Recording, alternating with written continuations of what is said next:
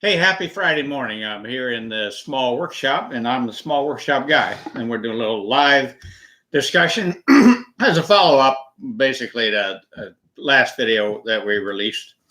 This one's going to be about using a pattern in order to cut tenons on a workpiece. So this is what we're after. We have quite a number of these to cut. And so the idea is to stop and create a pattern and then use the router with a pattern bit in it. So let me show you what I mean. The template is easy to build because there's no adjusting this time. You just build it, to actual perfect size. So look at your plans, see what they call for as far as the width of the workpiece and the width of your tenons, and then the pieces in between your tenons, and then the side pieces. Simply cut those on your table saw very, very precisely. Take a little time and effort, and if they're not exactly right, or if you undercut them, throw them away and do another one. So just cut those strips and then glue them together. Again, I use a slow setting glue so that I have time to line these up. So here I knew that I needed 1 5/8. So I marked on each of these tenons 1 5/8, and then I set all those other boards right on those marks. So there's my tenons. Then you take this pattern bit, you put your workpiece in here, and hopefully you don't split your thing apart. You put your workpiece in, you line it up with your pattern because that's supposed to be the right setting. And you simply then put the router in, and then the guide roller gets down to your pattern, and then you cut. Now, I did some research this morning. I wondered if I was using the right router speed.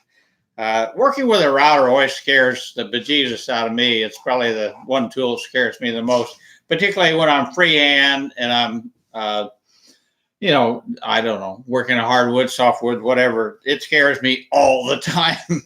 So anyway, I did some research, a couple hours worth this morning about router speeds, and I've concluded that you really set it when you've got a small bit of under 1 inch for the width of your bit. You go ahead and set it at the highest speed for that router, which generally this one may be 27,000 RPM. And particularly for softwood, you use a higher speed.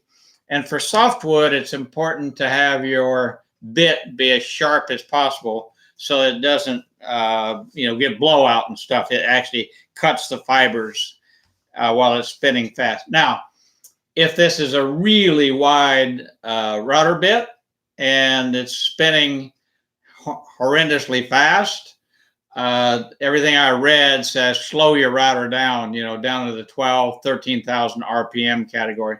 I will have to admit that the Samurai Carpenter, when I posted this question on his Facebook group, he just said maximum speed all the time. So now that's contrary to some of what I saw. Anyway, so I got this one at maximum speed this time.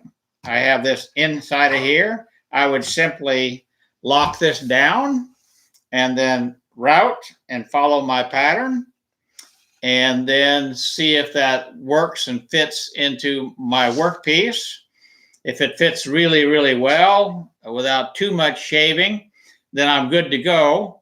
If these are too wide and they're really not fitting well, and I'm going to end up, maybe doing a whole bunch of them, I forgot how many, and I'm going to have to shave them all and file them and everything to get them in there, then I'm going to come back and touch up my pattern so that I get it down more precisely, so that I'm doing very little sanding or filing or shaving in order to still get a very nice fit. The other thing I'm going to do is when you get these tenons, they're rounded over because you used a round bit. So you got two choices. You can square all of these off, but you're already squaring off a whole bunch of mortises.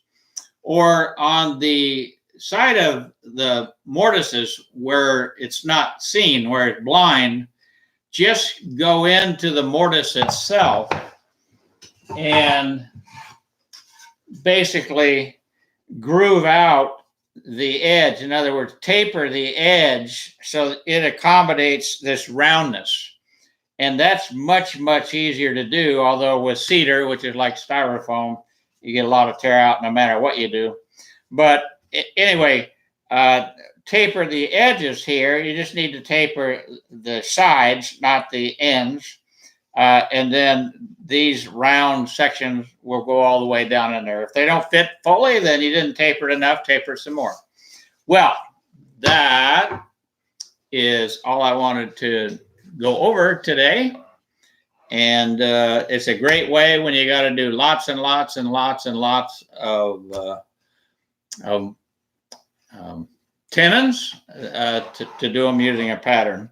What I'm going to do now